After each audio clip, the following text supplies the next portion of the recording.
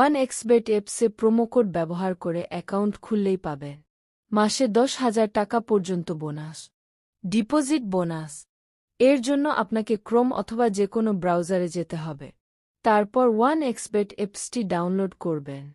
Download করে অ্যাপসটি open করবেন। তারপর রেজিস্ট্রেশন অপশনে ক্লিক করে দিবেন। এরপর সহজভাবে অ্যাকাউন্টটি খোলার জন্য ইন ওয়ান ক্লিক অপশনে চাপ দিবেন। আরেকটি নতুন পেজে নিয়ে আসবে। এখানে সবকিছু ঠিক থাকবে।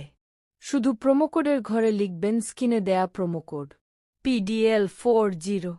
এটি ব্যবহার করার ফলে আপনি পেয়ে যাচ্ছেন প্রথম ডিপোজিটেই 10,000 টাকা পর্যন্ত বোনাস এবং প্রতি সোমবার ও শুক্রবার ডিপোজিট করার সাথে সাথেই পেয়ে যাবেন আরও 100% বোনাস এবং বোনাস পাবেন আপনার জন্মদিনেও। এরপর নিচে 3টি খালি ঘর দেখছেন, এগুলোতে টিক মার্ক দিয়ে দিবেন। এরপর ডান পাশে থাকা অপশনটিতে ক্লিক করে দিবেন। আপনার সামনে I am not robot verify page চলে আসবে। এটি নির্দিষ্ট কিছু ছবি সিলেক্ট করে দিয়ে ভেরিফাই করে দিবে। এরপর আপনাকে একটি আইডি এবং পাসওয়ার্ড দিবে। এই আইডি এবং পাসওয়ার্ডটি খুব যত্ন সহকারে রেখে দেবেন অথবা একটি স্ক্রিনশট দিয়ে রাখবেন। এখন নেক্সটে ক্লিক করবেন। আমার অ্যাকাউন্টটি খোলা হয়ে গেছে। এখন অ্যাকাউন্টটি ভেরিফাই করতে হবে। এর জন্য চলে আসবেন নিচের মেনু অপশনটিতে। দেখতে পাবেন ওপরের স্থানে পার্সোনাল প্রোফাইল।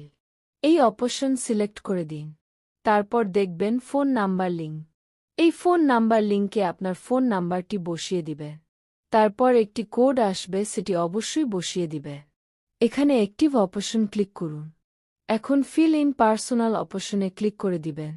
তারপর দেখতে পাবেন আপনাকে এরকম একটি ফর্ম দেওয়া হয়েছে। এই স্থানে আপনার এনআইডির তথ্যের সাথে মিল রেখে আপনার তথ্যগুলো বসিয়ে দিবে।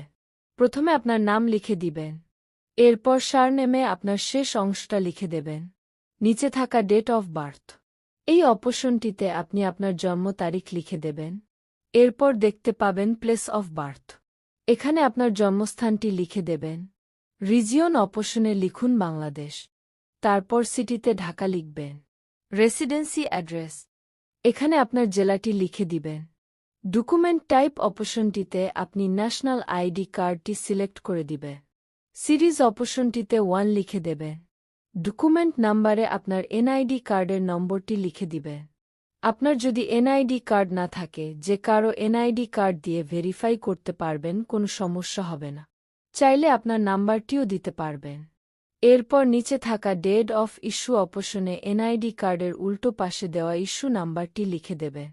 ইস্যুড বাই বাংলাদেশ গভর্নমেন্ট লিখে দেবেন।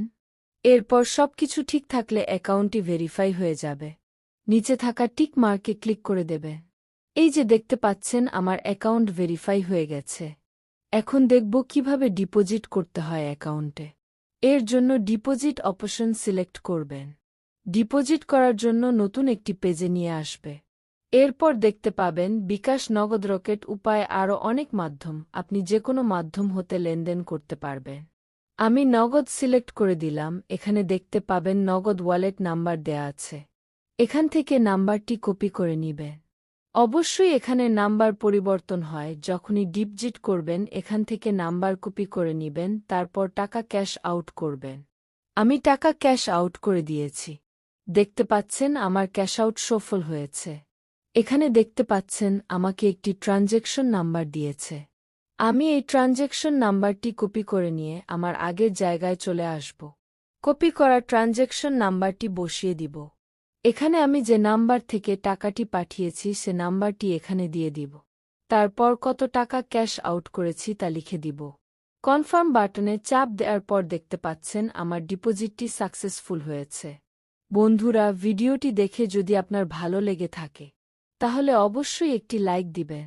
ধন্যবাদ।